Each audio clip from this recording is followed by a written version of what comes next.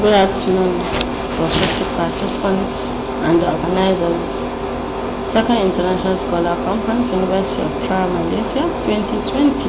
That's ISCUUM2020. My name is Fatima Atiku from the Department of Education, Umar Musa Adwa University, Katsina State, Nigeria. Currently presenting a paper titled E-Learning and its Effect on Student Achievement and Retention at Higher Level with an ID ISCUUM20209016. Start with the introduction, where we have our traditional delivery approach to e-learning, under which we'll discuss the computer-based instruction and PowerPoint presentation.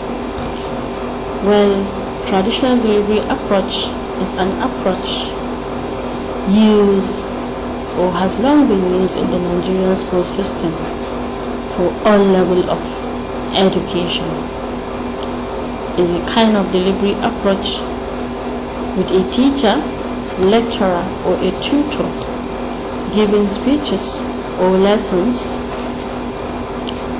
being active with the students or learners, being just passive listeners while taking notes or jotting, which makes learning ineffective and the learners the opportunity to apply their own skills. The world being in technological era, therefore came up with e-learning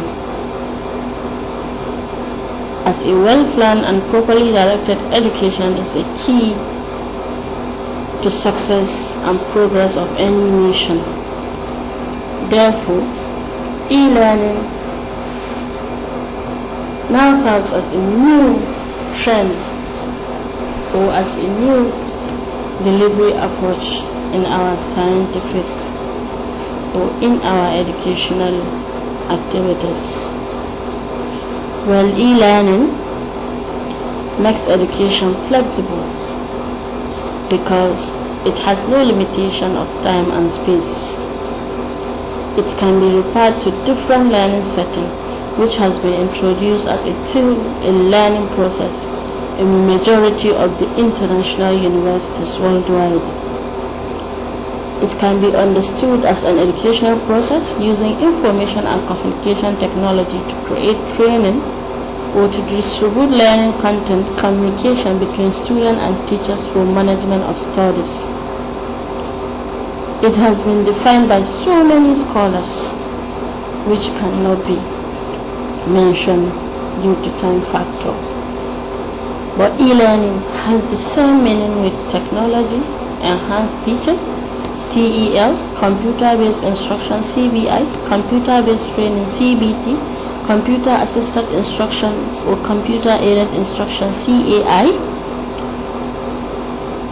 virtual learning environment, BLE, which are also called learning platforms, digital educational collaboration, among others. But in this paper, or with regard to this paper, the researcher used e-learning to refer to almost any learning situation in which electronic media like computers are utilized as a piece of educational delivery approach. That is computer-based instruction and the PowerPoint presentation. Computer-based instruction virtually is any kind of computer used in educational setting, which include drill and practices, tutorials, simulations, instructional management, and so on. This may refer to stand-alone computer learning activity or computer activities which reimpose materials introduced and taught by teachers. In computer-based instruction, students or learners are given opportunity to be actively involved and learn based on their own pace. Therefore, a web-based, computer-based instruction can either be a web-based or a programmed software. With regard to this research work, a program ecological software package was developed by the combined efforts of the researcher and a computer programmer. A PowerPoint presentation, on the other hand, is a presentation package that allows you to produce on-screen computer presentation or overhead protection, transparencies, posters, or web page. The presentation can either be printed, displayed on a computer, or navigated through the command of the presenter for larger audience, which was normally projected point by point to those viewing. Therefore, PowerPoint presentation will serve as the second delivery approach for this research work. The research objective is to investigate the effect of this e-learning, that is computer-based instruction and PowerPoint presentation, on students' achievement and retention at higher level.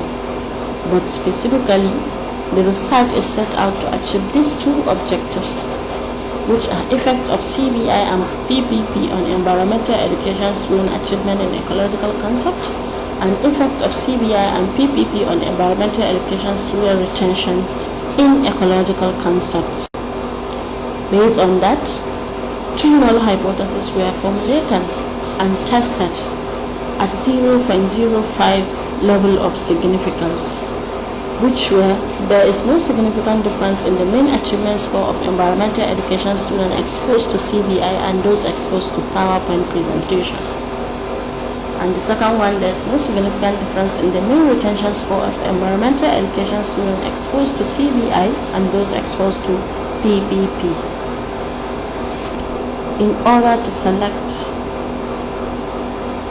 biology education students and geography education that serve as experimental group A and experimental group B, group 2 respectively, which were 57 and 117 students from 2 intake classes purposely selected for this task. They were purposely selected because they are academically more sound and has all the knowledge on ecological concept based on their previous knowledge. The topics taught were drawn from the content or outline of the course EDU 4201, with the content such as ecological succession, harmful fishing, farming practice, deforestation, soil erosion, and bush burning. Then the instruments used for data collection were the EAT, that is Ecology Achievement Test, and the ERT, that is Ecology Retention Test, which were developed by the researcher. The EAT was used as the pre-test and post-test, which was a 40-item of multiple choice objectives having options A, B, C, and D, while the ERT is the same as the EAT, except that the items were reorganized. Both tests were validated and undergoes a pilot test with a reliability coefficient of 0.72.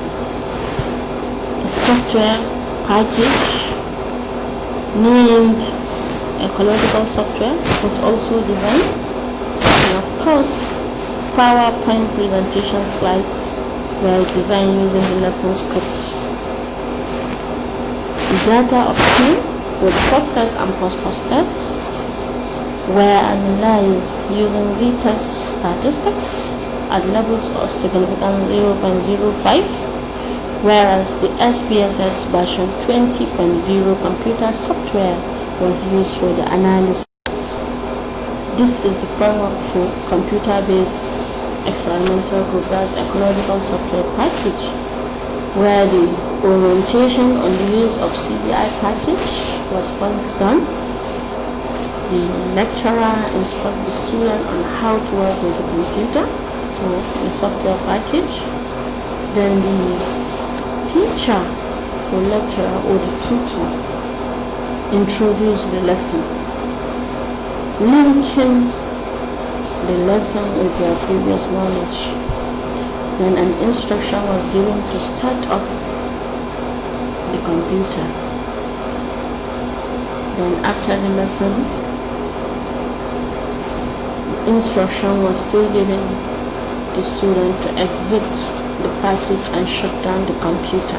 And of course the instruction section with the student, then the end of the lesson. Then the results and analysis. The results were summarized in 2 tables based on the 2 hypotheses. And based on that, the result in table 1 indicates that the p-value 0.000 is less than the alpha value 0.05 at 171 degrees of freedom. The null hypothesis is therefore rejected. As you can see, the decision is S. Then the second hypothesis, the p-value 0.581 greater than the alpha value 0.05 at the degree of freedom 171, and the decision of not significant. The null hypothesis is therefore accepted. Based on that, it is shown that environmental education students taught ecological concepts using CBI achieved significantly higher than their counterparts using PPP. This significant difference could be due to the fact that CBI has full potentiality of making environmental education students actively involved in the learning process. As such, it improves their learning skill as well as their achievement. It could also be as a result. In conclusion, the finding of the study has shown that e-learning enhances environmental education student achievement in ecological concepts, but computer-based experimental group pays more attention and develop more interest in the concept than those taught using PowerPoint presentation, despite not having differences in their attention ability. It is recommended, among other things, that e-learning should be used by environmental education lecturers as an instructional delivery approach in teaching, of course, especially for more abstract concepts.